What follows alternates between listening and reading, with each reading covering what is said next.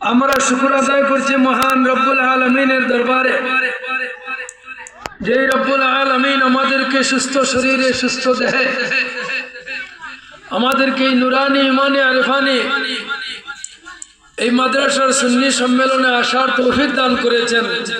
শুকর আদায় করি আলহামদুলিল্লাহ।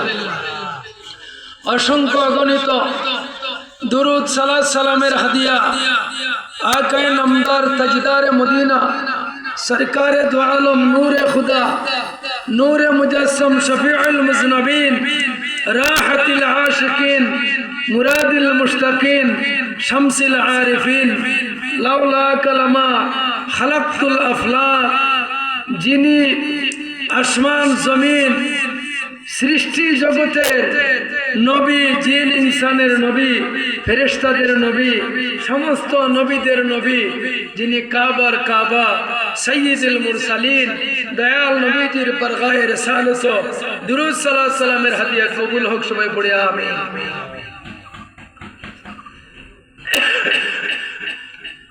যেই নবীর আগমন না হইলে এই আসমান জমিন চন্দ্র সূর্য সৃষ্টির কোনো কিছুই সৃষ্টি হতো না। যার খাতিরে আমরা আশরাফুল মাখলুকাতের সর্বশ্রেষ্ঠ জীব হিসাবে আল্লাহ আমাদেরকে সৃষ্টি করেছেন। সেই নবীজির উসিলায় আমাদের রিজক, তিনি আমাদের ঈমান, তিনি আমাদের ইসলাম, তিনি আমাদের আকা সাল্লাল্লাহু আলাইহি ওয়াসাল্লাম, তার উসিলায় এবং তুফাইলে আমরা এই পৃথিবীতে ঈমান নিয়ে চলমান এবং জিন্দা পড়ি আলহামদুলিল্লাহ। হযরত জিবরাইল আলাইহিস সালাতু ওয়াস সালাম জিজ্ঞাসা করলেন, ইয়া রাসূলুল্লাহ, আপনার সৃষ্টি কোন সময়ে পৃথিবীতে একটু জানতে চাই, কখন আপনার সৃষ্টি হয়েছিল, এ অনুপাতে আপনার বয়স কতটুকু হয়েছে? তাজদার মদিনা নূরে খুদা প্রশ্ন করলেন জিবরাইল কে, ও জিবরাইল, এর আগে তোমার বয়সটা একটু তুমি বলো, পৃথিবীতে আল্লাহ পাক তোমাকে সৃষ্টি করার পরে তোমার মেয়াদ অদ্যাবধি আজ পর্যন্ত কতদিনে উপনীত হয়েছে? জিবরাইল আমিন উত্তর দিলেন, ইয়া রাসূলুল্লাহ, ইয়া হাবিবাল্লাহ, নবী গো,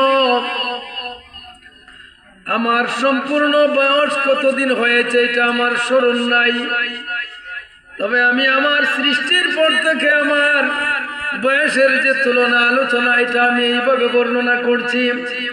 আমাকে সৃষ্টি করার পরে আমি 30,000 বছর রব্বে কায়নাতের কদমে আমি সেজদায় ছিলাম। সেজদার থেকে যখন মাথা উঠাইলাম, উপরের দিকে তাকাইলাম, আমি দেখতে পাই চতুর্থ আকাশের মধ্যে এমন একটা নূরের তারা, যেই তারাটার আলোয় সারা সৃষ্টি জগৎ আলো পায়। সুবহানাল্লাহ। এই তারাটা মিটমিট করে জ্বলতে থাকে। আমি দেখলাম একাধারে 72 বছর পর্যন্ত ওই তারাটা জ্বলতে থাকত, আবার 72 বছর পর ওই তারাটা অদৃশ্য হয়ে যেত। 72,000 বছর জ্বলন্ত অবস্থায় দেখতাম, অদৃশ্য গেলে আরো 72,000 বছর দেখতাম। এইভাবে আমি 72,000 বার দেখেছি। বলে সুবহানাল্লাহ। আমার নবীজি বলেন, জিবরাইল, কুনতু নাবিয়্যা ওয়া আদামু বাইনাল মাই ওয়াত তিন আউয়ালু মা খালাকাল্লাহু নূরিহি। জিবরাইল রে, আদম নবী যখন মাটি এবং পানির মধ্যে মিশ্রিত ছিলেন তার 14,000 বছর আগে আমি আল্লাহর দরবারে নবী। সুবহানাল্লাহ। আর আমার সৃষ্টি হয়েছে আউয়ালু মা খালাকাল্লাহু নূরিহি, সৃষ্টি জগতের প্রথম যখন আল্লাহ ছাড়া আর কোনো সৃষ্টি ছিল না, তখনই আল্লাহ আমাকে সৃষ্টি করেছেন। মুহাম্মদুর রাসূলুল্লাহ নাম দিয়েছেন তিনি মুহাম্মদ। উচ্চ আওয়াজে পড়ে সুবহানাল্লাহ। আমার সৃষ্টির পরে আল্লাহ পাক রব্বুল আলামিন কলম সৃষ্টি করেছেন, আরশ সৃষ্টি করেছেন, লৌহে মাহফুজ সৃষ্টি করেছেন, এরপরে ফেরেশতা সৃষ্টি করেছেন। এইভাবে আল্লাহ পাক রব্বুল আলামিন জিন ইনসান মানব দানব যত কিছু আছে সব কিছু আমি নবীর নূর থেকে সৃষ্টি করেছেন। আমি হইলাম আল্লাহর গুপ্ত ভান্ডার। আল্লাহ পাক রব্বুল আলামিন প্রকাশ হওয়ার জন্য আমি নবীকে সৃষ্টি করেছেন। আমি যদি সৃষ্টি না হইতাম আল্লাহর রবুবিয়ত প্রচার হইতো না। আমি সৃষ্টি না হইলে আল্লাহর সমস্ত সৃষ্টি জগৎ এটা গোপন থাকতো। আমার কারণে এই সৃষ্টি জগৎ প্রকাশ হয়েছে। উচ্চ আওয়াজে পড়ি সুবহানাল্লাহ। এজন্য তিনি সাহেবে কামাল, যিনি সৃষ্টির মূল, সৃষ্টির প্রাণ, আমাদের ঈমান, নবী দুজাহান মুহাম্মদুর রাসূলুল্লাহ সাল্লাল্লাহু আলাইহি ওয়াসাল্লাম। আল্লাহ পাকের রবুবিয়ত যতখানে আছে, নবীজির নবুয়ত ততখানে আছে। শুধু এই জমিনে নাই, নবীজি সৃষ্টির শুরু থেকে তার নবুয়তের সেই আলো সমস্ত সৃষ্টি জগতে বিদ্যমান ছিল। তার কলেমা সমস্ত আলমগুলোতে, সমস্ত প্রাণীর মুখে বিদ্যমান ছিল। আল্লাহ পাক রব্বুল আলামিন লা ইলাহা ইল্লাল্লাহ মুহাম্মাদুর রাসূলুল্লাহ এই 24 হরফের কলমা নক্তাবিহীন, আল্লাহ লা শরীক, তার কোনো শরীক নাই। সৃষ্টির মধ্যে নবী সর্বশ্রেষ্ঠ, অন্য কোনো সৃষ্টির সাথে নবীজির তুলনা নাই। সুবহানাল্লাহ। এখানে লা ইলাহা ইল্লাল্লাহ মুহাম্মাদুর রাসূলুল্লাহ, লা ইলাহা ইল্লাল্লাহ 12টি হরফ দ্বারা নবীজি আল্লাহ পাকের শান প্রকাশ করলেন যে লা ইলাহা ইল্লাল্লাহ 12টা হরফ, একটা হরফের মধ্যেও নক্তা নাই। সুবহানাল্লাহ বলো, নক্তা নাই। আল্লাহ যেভাবে নিরাকার, তার কোনো আকার নাই, আকৃতি নাই। তিনি কারো কাছ থেকে জন্মগ্রহণ করেন নাই, তিনি কাউকে জন্ম দেন নাই। এই জন্য তিনি নিরাকার। এই জন্য 12টা অক্ষর লা ইলাহা ইল্লাল্লাহ। নবীজি বলেন আল্লাহ গো, আপনি আমাদের খালিক, আপনি আমাদের মালিক, আপনি আমার রব। লা ইলাহা ইল্লাল্লাহ, আমি সৃষ্টি হয়ে আপনার প্রশংসা করলাম। আপনি একমাত্র আল্লাহ, আপনি ছাড়া কোনো ইলাহ নাই। সুবহানাল্লাহ। আল্লাহ পাক রব্বুল আলামিন হুবহু 12 অক্ষর দিয়ে তার বন্ধুর প্রতি তিনি কলমা পড়লেন মুহাম্মাদুর রাসূলুল্লাহ সাল্লাল্লাহু আলাইহি ওয়াসাল্লাম। আপনি হচ্ছেন একমাত্র মুহাম্মাদুর রাসূল, যিনি আল্লাহর প্রেরিত রাসূল। সুবহানাল্লাহ। এই লা ইলাহা ইল্লাল্লাহ 12 অক্ষর, মুহাম্মাদুর রাসূলুল্লাহ 12 অক্ষর। এই মুহাম্মাদুর রাসূলুল্লাহ 12 অক্ষরের মধ্যে কোনো নকশা নাই। এই আল্লাহ নামের 12 অক্ষর, মুহাম্মাদুর রাসূলুল্লাহর 12 অক্ষর, এই টোটাল ঈমান কলেমা হচ্ছে 24 হরফ। এই 24 হরফের দ্বারা এই 24 ঘন্টার দুনিয়া উচ্চ আওয়াজে পড়ে সুবহানাল্লাহ। দিনে ও রাত্রে 24 ঘন্টার দুনিয়া। এই 24 ঘন্টার দুনিয়াতে যারা আল্লাহ এবং রাসূলুল্লাহ এই উভয়ের জিকির যার কলবে থাকবে, তার কলব থাকবে জিন্দা, তার কলব থাকবে ঈমানে ভরপুর, তার মধ্যে কোনো ত্রুটি থাকবে না, তার মধ্যে কোনো গুনাহ থাকবে না। বাজারে, হাটে ঘাটে, ব্যবসা বাণিজ্য, ক্ষেত খামারে, যেখানে থাকেন না কেন, কলবের মধ্যে শুধু লা ইলাহা ইল্লাল্লাহ মুহাম্মাদুর রাসূলুল্লাহ এই জিকির যখন থাকবে, এই জিকির করার সাথে সাথে কলবটা নুরানি হয়ে যাইবে। আর আপনার নাম জান্নাতি খাতার মধ্যে লিপিবদ্ধ হয়ে যাবে। যেই কোনো মুহূর্তে ইন্তেকাল হইলে দুনিয়াতেও জান্নাতি, পরকালেও জান্নাতি। সুবহানাল্লাহ। আমরা এই 24 ঘন্টার দুনিয়ায় হব্বে রাসূলের মহব্বত আর ইবাদত, এই দুই জিনিস আমাদের মধ্যে থাকতে হবে, ঠিক কিনা বলেন? আমরা জান্নাতে যেতে হলে দুইটা জিনিসের প্রয়োজন। একটা হইল গিয়া মহব্বত, এটা অধিক হারে হতে হবে। আপনার জানের চাইতেও আরো প্রিয়, আরো শ্রেষ্ঠ হতে হবে নবীর প্রতি মহব্বত, আল্লাহর প্রতি মহব্বত। আর আরেকটা হইল ইবাদত। এই ইবাদত মহব্বত মিলা দুইটার নাম হইল বেলায়েত। সুবহানাল্লাহ। যার আমল নামায় ইবাদত নাই, মহব্বত নাই, তার ঈমান পরিপূর্ণ নাই।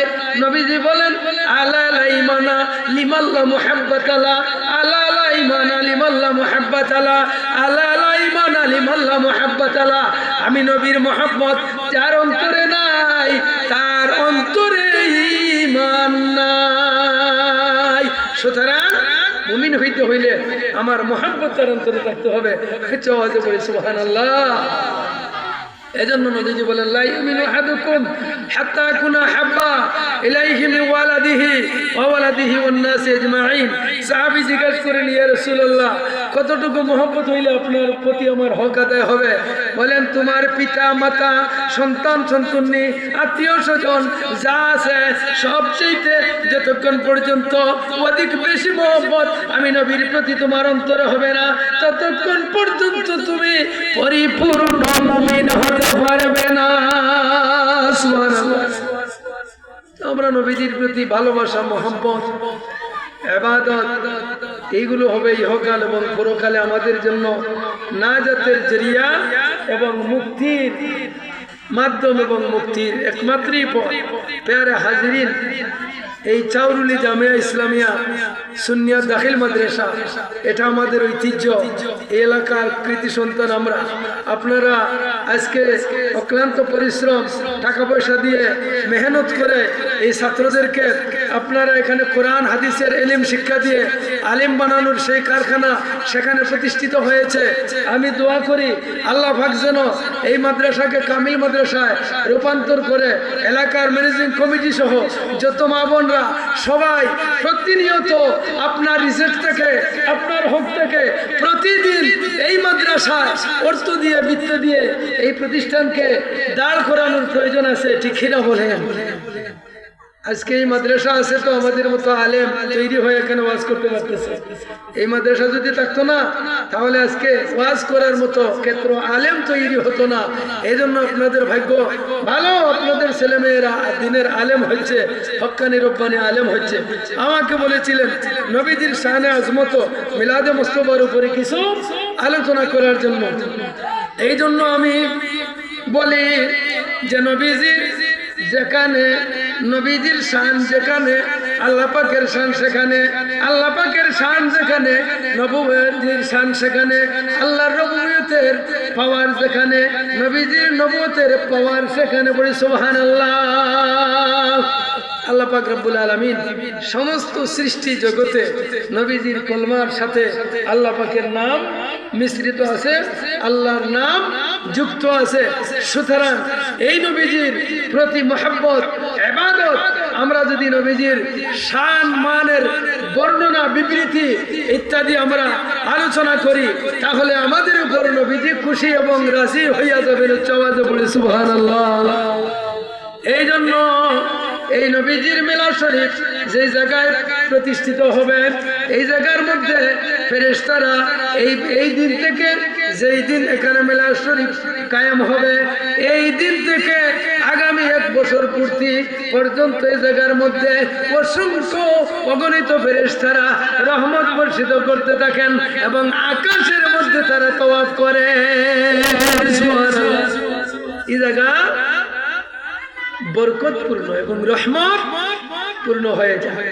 যেখানে মিলাদ শরীফের আলোচনা, যেখানে মিলাদ শরীফ আমরা এই মিলাদ শরীফ আমরা তাজিমের সহিত আমরা পাঠ করি নবীজি আলাইহিস সালাতু সালামের সন্তুষ্টি এবং রেজামন্দি হাসিল করার জন্য, ঠিক না বলেন?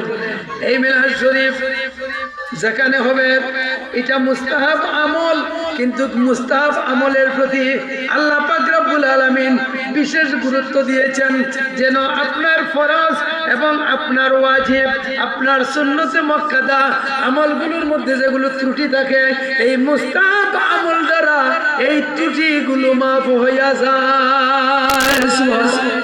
আপনার আমল পরিপূর্ণ হয়ে যায় মুস্তাহাব আমল দ্বারা। আল্লাহর ওলিগণ ওলি হয়েছেন রাত জাগিয়া নফল নামাজের মধ্যে দিয়ে। পড়ি সুবহানাল্লাহ। নবীজি সারা রাত্র নফল নামাজ পড়তেন, পাও মুবারক ফুলে যেত উম্মতের নাজাতের জন্য। এটা নবীজির শ্রেষ্ঠ মুআজিজা, তিনি নফল নামাজ পড়তেন। কালামে পাকে আল্লাহ ঘোষণা করলেন ওয়া মিনাল লাইলি ফাতাহাজ্জাদ বিহি নাফিলাতাল লাক আসা আইয়াবআসাকা রাব্বুকা মাকামান মাহমুদা। পড়ি সুবহানাল্লাহ। বনি ইসরাঈল নফল নামাজের কথা আল্লাহ কোরআনে পাকে ঘোষণা করছেন। আল্লাহ বলেন নবী গো এই সারাটা রাত্র জায়গা আপনি নফল নামাজ পড়েন, আমি আল্লাহর রহমতের রহমতের জরিয়ায় আর সহ্য হয় না, আপনার এই আমলগুলো মাকামে মাহমুদে পৌঁছে গেছে। আপনি এই আমল দিয়ে আর আপনার আমলের প্রয়োজন নাই। নবীজি বলেন, আল্লাহ আমার আমলের প্রয়োজন আছে, কেননা এই আমল দিয়ে আমার অনেক উম্মত আছে, আমল দুর্বল ত্রুটিপূর্ণ আমল নাই। এই আমলগুলো হাসরের ময়দানে মিজানে ফুলসিরাতে সব জায়গায় উম্মতের জন্য নাজাতের ফয়সালা। আল্লাহর ওলিগণ সারা রাত্র থেকে নামাজ পড়তেন। আল্লাহ পাক বলছেন যে এই নাফিলাতুল্লাহ অতিরিক্ত ইবাদত, এই রিয়াজত, এগুলো উম্মতের জন্য এটা একটা অতিরিক্ত একটা সফল। উচ্চ আওয়াজে পড়ে সুবহানাল্লাহ। তো আমরা নফল নামাজের পড়ব, নফল নামাজের মধ্য দিয়ে আমরা নবীজির মিলাদে মুস্তাফা আমরা পাঠ করব, এই কিয়াম শরীফ করব, তাজিমের সহিত নবীকে ইয়া নবী সালামু আলাইকা এটা আমরা বলবো। এই মিলাদুন নবীতে আমরা আল্লাহ এবং রাসূল পাকের সন্তুষ্টি, সাহাবায়ে কেরামের সন্তুষ্টি এবং শাফায়াত আমাদের হাসিল হবে। উচ্চ আওয়াজে পড়ি সুবহানাল্লাহ। সিদ্দিক আকবর রাদিয়াল্লাহু তাআলা আনহু বলেন যে ব্যক্তি মিলাদুন নবীতে কিছু অর্থ দান করলো, সিদ্দিক আকবর বলেন আমার সাথে সেই জান্নাতি হয়ে আল্লাহর নিকটে এসে উপনীত হবে। উচ্চ আওয়াজে পড়ে সুবহানাল্লাহ। তিনি বলেন যে ব্যক্তি মিলাদ আয়োজন করবে, টাকা পয়সা দিবে, সে আমি সিদ্দিক আকবরের সাথে জান্নাতে যাবে।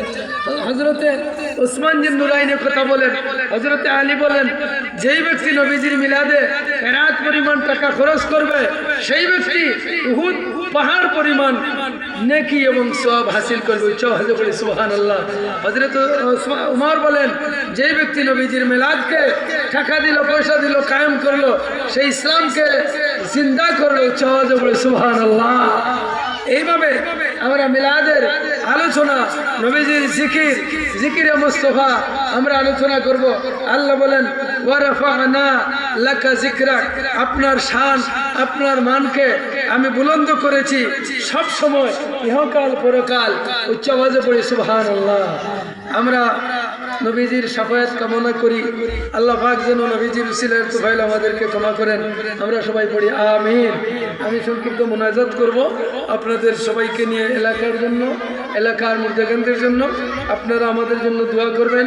আমিও এই এলাকায় লেখাপড়া করে বড় হওয়ার পরে আজকে আমার একটা মাদ্রাসা আছে, আর Nazir Islamic academy and Hifzul Quran, class 10 পর্যন্ত চলছে, হিফজুর সাথে আছে ঠেঙ্গা বাজার।